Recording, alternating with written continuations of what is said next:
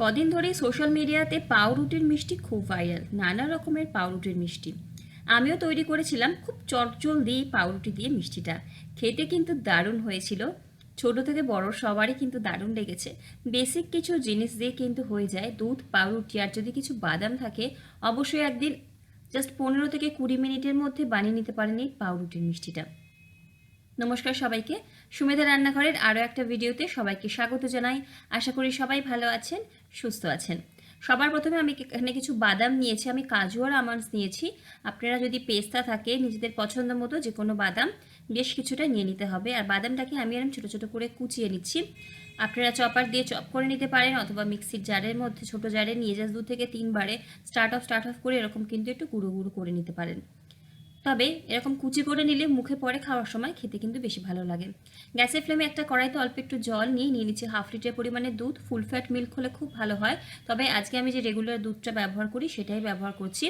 Medium ফ্লেমে রেখে অনবরত নাড়াচাড়া করে দুধটাকে কিন্তু জাল দিয়ে নেব প্রথমে। আর এদিকে পাউরুটির একটা প্যাকেট নিয়েছি আমি, হোয়াইট ব্রেড নিয়েছি। হোয়াইট ব্রেডই খেতে ভালো হয় আর দেখতেও ভালো হয় বেশি।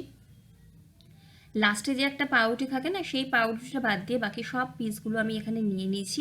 আর এবারে পাউরুটির টুকরোগুলোকে নিয়ে নিয়েছি একটা চপিং বোর্ডের ওপরে। সাইডের যে লাল অংশগুলো, সেই লাল অংশগুলো ভালো মতো কেটে কিন্তু বাদ দিয়ে দিতে হবে।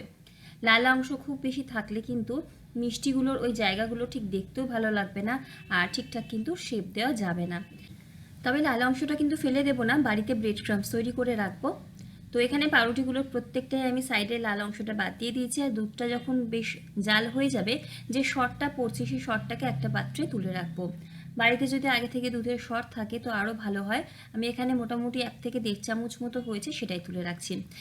দুধটা জাল হওয়ার সাথে সাথে এখানে দিয়ে দিচ্ছি 1 চিমটি কেশর। এটা অপশনাল, তবে দেবেন, ভালো ফ্লেভার আসে। আর চিনি 1/2 কাপের কাছাকাছি দিচ্ছি। চিনিটা স্বাদ অনুযায়ী একটু কমিয়ে বাড়িয়ে নিতে পারেন। চিনি আর কেশরটা মিশিয়ে দিয়ে 2 টেবিল চামচ পরিমাণে মিল্ক পাউডার দিচ্ছি। বাড়িতে রেগুলার যে গুঁড়ো দুধটা ব্যবহার করি সেটাই দিচ্ছি। আর গুঁড়ো দুধটা দেওয়ার সময় গ্যাসের ফ্লেমটা লোতে রেখে ভালো মতো মিশিয়ে নেব। দুধটাকে এখানে ফুটতে দেবো, আর এদিকে বাকি কাজগুলো কিন্তু করে নেব। এখানে আমি একটা যে কাজু বাদাম আর আমন্ডগুলো কাটলাম সেটা একটা বাটির মধ্যে নিয়ে নিয়েছি। মোটামুটি 1/4 কাপ পরিমাণে এখানে রয়েছে বাদামের কুচি। এর মধ্যে 2 টেবিল চামচ পরিমাণে দিয়ে দেবো গুঁড়ো দুধ। গুঁড়ো দুধ যেটা ওই বাড়িতে চায়ের জন্য ব্যবহার করি, সেম জিনিসটাই। দুধের যে শর্টটা তুলে রাখলাম সেইটা দিচ্ছি। আর 1 চা চামচের একটু কম দিচ্ছি আমি এখানে, আমার কাছে গুঁড়ো করা চিনি ছিল সেটা দিচ্ছি। মিষ্টিটা যদি মনে করেন এখানে অল্প একটু দেবেন সেক্ষেত্রে দিতে পারেন, তবে না দেওয়াই ভালো। আমার কাছে একটু ছিল বলে দিয়ে দিলাম। অল্প একটুখানি ওই যে দুধটা ঘন করছিলাম ওর মধ্যে থেকে দিয়ে সমস্ত কিছুকে একটা বাইন্ডিং এনে নেব। এই মিশ্রণটা যেন লিকুইড না হয়ে যায়, তাই জন্য কিন্তু দুধ বা মালাই একদম অল্প দিতে হবে। দেখুন সব কিছুকে মিশিয়ে নিয়েছি, বেশ টাইট একটা বাইন্ডিং চলে এসেছে। এরকমভাবে কিন্তু আমাদের রেডি করতে হবে এই বাদামের মিশ্রণটাকে। আর এদিকে আমি একটা পাত্রের মধ্যে আগে থেকে জাল করে ঠান্ডা করে রাখা লিকুইড দুধ নিয়েছি। প্লেন দুধ, এতে কোনো চিনি মেশানো নেই। একটা পাউরুটির টুকরো দুধের মধ্যে প্রথমে ডুবিয়ে নিয়ে হাত দিয়ে চেপে চেপে এক্সট্রা দুধটাকে ঝরিয়ে নেব। তারপরে অল্প একটুখানি পুর এখানে দিয়ে দিচ্ছি। হাত দিয়ে বেশ চেপে চেপে চারদিক থেকে পাউরুটিগুলো একত্র করে দিতে হবে, যাতে বাদামটা বেরিয়ে আসতে না পারে। তারপরে হাত দিয়ে হালকা হাতে চেপে চেপে আমি একটু রসমালাইয়ের মিষ্টি যেমন হয় সেরকম রসমালাইয়ের মিষ্টিগুলোরই শেপ দিয়ে নিচ্ছি। দেখতে কিন্তু এতে বেশি ভালো লাগবে, কেউ বুঝতেও পারবে না যে এটা রসমালাই নয়, ছানার তৈরি রসমালাই নয়। তো আরও একটা পাউরুটি আমি আপনাদের দেখিয়ে দিচ্ছি। হাত দিয়ে বেশ চেপে চেপে করবেন কাজটা। পাউরুটিটা যদি ফ্রেশ হয় কাজটা করতে অনেক বেশি সুবিধা হবে। তো এরকম হালকা হাতে চেপে চেপে ভালো মতো কিন্তু পুরটা পাউরুটির ভেতরে ঢুকিয়ে দিতে হবে। বাকিগুলো একই রকমভাবে তৈরি করে নিয়েছি। এখানে পুর ভরা পাউরুটিগুলো একটা পাত্রের মধ্যে সাজিয়ে রাখছি।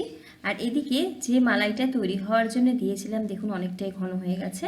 যতটা পরিমাণ দুধ নেব, ঘন হয়ে অর্ধেক হয়ে গেলে 1 চিমটি দিয়ে দেবো এখানে এলাচের গুঁড়ো ফ্লেভারের জন্য।